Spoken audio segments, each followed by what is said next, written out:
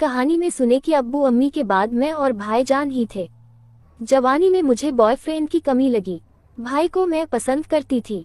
मैंने उनको कैसे उकसाया। मेरी मस्त आवाज में ये कहानी सुने। सभी दोस्तों को मेरा नमस्कार। मेरा नाम आशिफा है और मैं एक लंबे अंतराल के बाद कोई कहानी सुना रही हूँ। आज मैं आपको मेरे ही पहचान की एक जवान लड़की की कहानी बताऊंगी। मैं आशा करती हूँ कि भाई बहन एक्स कहानी आप चाव से पढ़ेंगे। यदि कुछ कमी रह जाए तो मुझे बाद में बता सकते हैं। जिस लड़की की कहानी मैं बता रही हूँ उसका नाम शाकुफा है।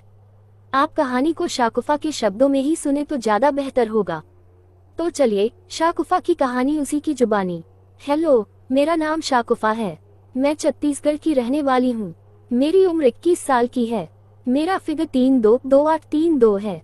हमारे घर में मैं और मेरे भाईजान ही रहते हैं। मेरे भाईजान की उम्र 24 साल है। मेरे अब्बू अम्मी की मौत हो चुकी है।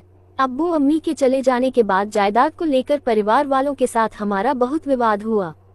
उसके बाद भाईजान ने सारी जायदाद को बेच दिया और मुझे लेकर भोपाल आ गए।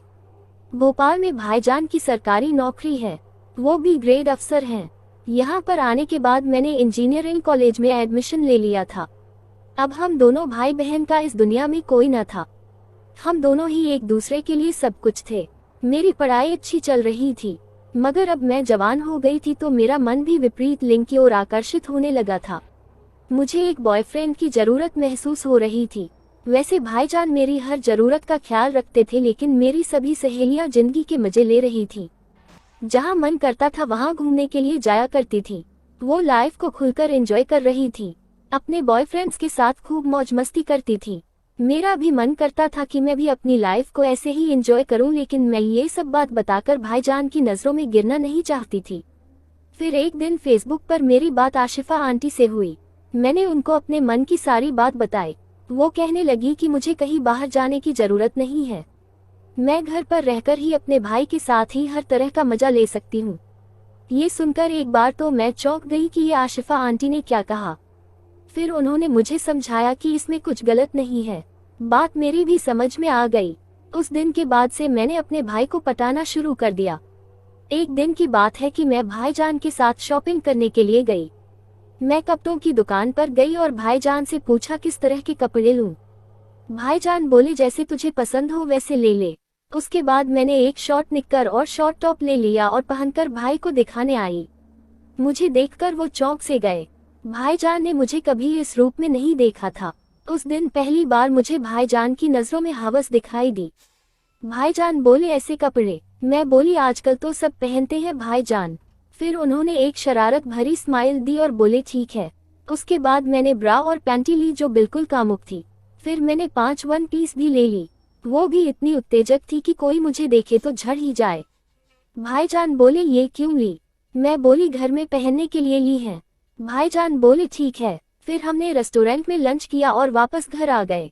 घर आकर मैंने बारी बारी से सारे कपड़े भाईजान को पहनकर दिखाए। मुझे अलग अलग उत्तेजक ड्रेस में देखकर भाईजान का औजार उनके बॉक्स में पूरा तंबू बना चुका था। भाईजान बोले तू बड़ी हो गई है अब शाकुफा। मैं बोली नहीं भाईजान, आपके सामने तो मैं बच्ची ही हूँ। फिर मैं मुस्कुराकर चली गई और किचन में चाय बनाने लगी। फिर मैंने भाईजान को चाय दी। अपनी चाय खत्म करके मैं रूम में आ गई और भाईजान के औजार के बारे में सोचकर अपनी झिल्ली में उंगली करने लगी। मैंने अपनी झिल्ली में उंगली करके अपनी झिल्ली का पानी निकाला और फिर उसको उंगली से चाटकर साफ किया। उसके बाद मैं थक कर सो गई। देर शाम को उठी तो मैंने भाईजान को रूम में से ही कॉल किया कि वो बाहर से कुछ खाने के लिए ले आए। वो बोले ठीक है, मैं लेकर आता हूँ। मैं भाईजान के आने से पहले तैयार होने लगी। नहा धोकर मैंने एक लाल रंग की स्लीवलेस नाइटी पहन ली जो मेरे घुटने तक आ रही थी। फिर मैं चेयर में बैठ गई। मैंने एक पैर दूसरे के ऊपर चढ़ा लिया था। मेरी गोरी नंगी जांघें भाईजान के सामने थी और मुझे देखकर उनका मौसम बन रहा था। बार बार भाईजान की नजर मेरी टांगों के बीच में ही जा रही थी। मैं बोली क्या हुआ भाईजान? तो बोले कुछ नहीं, यही सोच रहा था कि तू कितनी जल्दी बड़ी हो गई है। मैं बोली मुझसे बड़े आप हो तो आप बार बार ऐसा क्यों बोल रहे हो? भाईजान बोले अब तेरे लिए कोई लड़का ढूंढना पड़ेगा शादी के लिए। अगर कोई हो तेरी नजर में तो बता दे। मैं बोली अभी तो जिंदगी शुरू भी नहीं हुई और शादी। नहीं भाईजान, आप तो मुझसे भी बड़े हो, तो पहले आप करो ना। इस पर भाईजान बोले, अरे भले ही मैं उम्र में बड़ा हूँ पर शरीर से तू मुझसे भी बड़ी लग रही है। मैं बोली मतलब, मैं समझी नहीं भाईजान। वो बोले कुछ नहीं। फिर भाईजान बोले, बता कोई बॉयफ्रेंड हो तो तेरा। मैं बोली कोई नहीं है। आपकी कोई गर्लफ्रेंड हो तो बताओ। भाईजान बोले, तेरी फिक्र है इसलिए मैंने कोई लड़की नहीं देखी। मैंने कहा, भाईजान मैंने भी आपकी खातिर कोई लड़का नहीं देखा, कहीं मैं आपकी नजरों में गिर न जाऊं। उन्होंने कहा, क्यों, आजकल तो ये सब नॉर्मल है। मैं बोली, लेकिन आपने भी तो गर्लफ्रेंड नहीं बनाई। फिर वो बोले, अच्छा तो ये बता कि तुझे कैसा लड़का चाहिए। मेरे लिए ये अच्छा मौका था क्योंकि भाईजान की नज़र मेरे संतरे पर ही टिकी थी। मैंने कहा, मगर भाईजान ऐसा लड़का मिल ही नहीं सकता। वो बोले, तू बता तो सही, मैं कसम खाता हूँ कि मैं वैसा ही लड़का लाऊंगा तेरे लिए। मैं बोली, मगर उससे पहले मुझे आपसे कुछ पूछना है। वो बोले, हाँ पूछ। मैंने कहा, आज जब से मैं आपको अपनी नई ड्रेस पहन कर दिखा रही हूँ तब से ही आप मुझे ऐसे क्यों देख रहे हो। वो बोले, बस तेरी सुंदरता को निहार रहा हूँ, काश मेरी बीवी भी ऐसी ही सुंदर हो। अब तू ये बता कि तुझे कैसा लड़का चाहिए। मैंने कहा, जैसे आपको मेरे जैसी लाइफ पार्टनर चाहिए वैसे ही मुझे भी आप जैसा लड़का चाहिए। वो ये सुनकर कुछ उदास हो गए और बोले, ऐसा तो नहीं मिल सकता है। मैं बोली, भाईजान आपने कसम खाई है, आप मुझे वैसा ही लड़का दोगे। वो कुछ नहीं बोल रहे थे। फिर मैं उठकर उनके पास गई और उनको गले से लगाकर कहा, आप टेंशन न लो भाईजान। वो बोले, टेंशन कैसे न लूं, तुझसे वादा भी तो किया है मैंने। मैं बोली, फिर आप ये बताओ कि मुझ में ऐसा क्या है जो आपको मेरे जैसी ही लड़की चाहिए। वो बोले, तुझ में सब कुछ है। मैं बोली, तो फिर आप में भी सब कुछ है। इतना कहकर मैंने भाईजान को अपनी बाहों में ले लिया और उनको आई लव यू बोलकर उनके होठों पर होठों को रख दिया। मैं भाईजान को किस करने लगी तो वो बोले, ये क्या कर रही है शाकुफा। मैं बोली, आपने कसम दी थी कि मुझे वैसा ही लड़का ला कर दोगे, मैं वही कर रही हूँ। मैंने फिर से भाईजान के लिप्स को चूसना शुरू कर दिया और उनके हाथ अपने संतरे पर रखवा लिए। वो भी मेरे होठों को चूसने लगे। फिर मैंने अलग होकर अपनी नाइटी उतार फेंकी और भाईजान के जिस्म से चिपक गई। अब मैंने भाईजान के बॉक्सर के अंदर हाथ डाल लिया और उनके औजार को सहलाने लगी। भाईजान ने भी मेरी पैंटी में हाथ डाल लिया और मेरी झिल्ली को सहलाने लगे। धीरे धीरे मेरी झिल्ली गीली होना शुरू हो गई थी। फिर मैंने उनके बॉक्सर और फ्रेंची को एक साथ नीचे खींच दिया। उनका औजार पूरा तना हुआ था। फिर मैं झट से नीचे आई और उनकी टांगों के बीच में बैठकर भाईजान के औजार को मुंह में ले लिया और चूसने लगी। भाईजान भी जोश में आ गए और आहा आहा करते हुए सिसकारियां लेने लगे। मैं भाईजान के औजार के सुपाड़े को जीभ से चाटकर चूस लेती और भाईजान बहुत जोर से सिसकारने लगते। इस तरह कभी औजार और कभी गोलियां चूस चूस कर मैंने भाईजान को पागल कर दिया। फिर उन्होंने मुझे खड़ी कर लिया और जोर से मेरे होठों को चूसने लगे। अब वो पूरे जोश में आ गए थे। अब भाईजान भी मुझ पर टूट पड़े। मेरे गालों, गर्दन और संतरे को जोर जोर से किस करने लगे। मैं भी और ज्यादा गर्म होने लगी। वो मेरी मौसमी की निप्पलों पर जीभ से फिराकर चूस रहे थे और मैं जैसे सातवें आसमान में उड़ रही थी। फिर वो पेट पर चाटते हुए नाभि पर आ गए और मेरी नाभि में जीभ डालकर चूसने लगे। मेरे पूरे जिस्म में सिरहन होने लगी और मैं भाईजान को प्यार करने लगी। उनके बालों को सहलाने लगी। उन्होंने मुझे सोफे पर बिठाया और अब वो चाटते हुए मेरी झिल्ली तक आ गए थे। फिर अपनी उंगली से झिल्ली को फैलाया और फिर मेरी झिल्ली में जीभ देकर चाटने लगे। वो मेरी कली जैसी झिल्ली को जीभ से चाटने लगे और मैं पागल होने लगी। मेरे मुंह से जोर जोर से सिसकारियां निकलने लगी। आहा ओ भाईजान, उफ ऐसे न करो, आई अम्मा, आहा भाईजान, आई लव यू भाईजान, आहा मैं झड़ने वाली हूँ। वो बोले, झड़ जा, मुझे भी तेरी झिल्ली का पानी पीना है। फिर एकाएक मेरी झिल्ली से पानी छूट पड़ा और मैं जोर से झड़ने लगी। भाईजान ने मेरी जरती झिल्ली में मुंह लगा दिया और मेरी झिल्ली का सारा रस पी गए। फिर वो मेरी जांघों को चाटने लगे और मैं मछली के जैसे तड़पने लगी। मैंने उनको ऊपर खींचा और अपने नीचे गिरा लिया। उनकी बनियान को खींचकर निकाल दिया। भाईजान अब पूरे नंगे हो गए थे। मैंने उनको बेतहाशा चूमना शुरू कर दिया। उनकी गर्दन, छाती और पेट से चूमते हुए मैं नीचे औजार तक पहुंच गई। उनके बदन पर आए पसीने को चाटने में मुझे बहुत मजा आ रहा था। मैंने भाईजान के औजार को मुंह में लिया और चूस चूस कर पूरा गीला कर दिया। फिर मैंने उनके औजार को अपनी झिल्ली के छेद पर रखा और नीचे बैठने लगी तो मेरी जान निकल गई।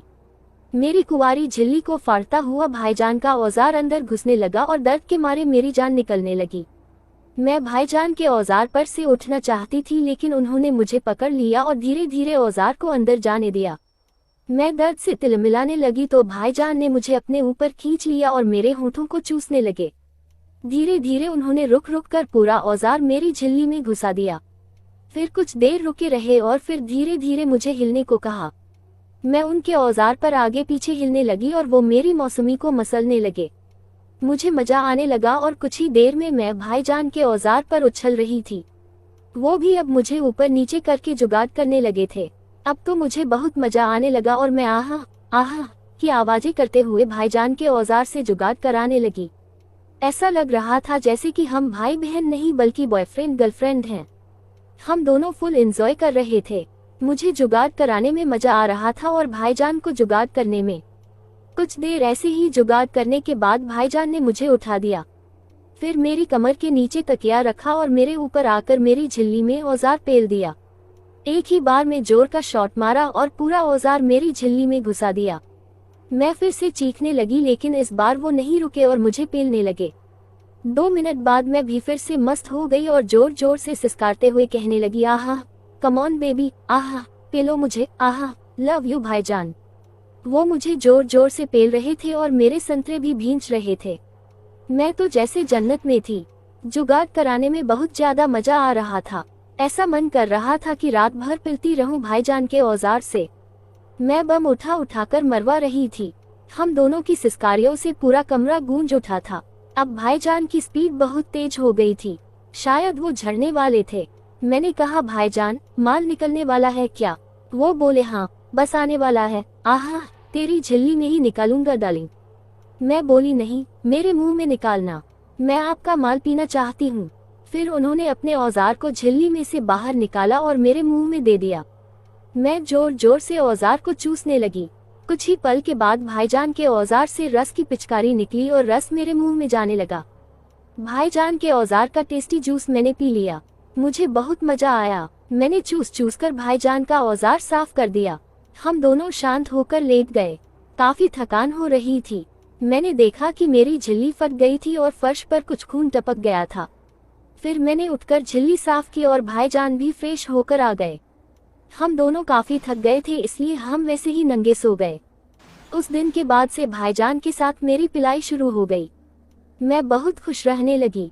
जब भी मेरा मन करता मैं भाईजान का औजार पकड़ लेती थी और मरवाकर शांत हो जाती थी। मैं अपनी बात को यही खत्म करती हूँ। मेरी स्टोरी सुनने के लिए आप सभी का शुक्रिया। तो दोस्तों, ये थी शाकुफा की पहली कामुक यात्रा की स्टोरी। आपको उसकी कहानी कैसी लगी मुझे कमेंट्स में बताएं।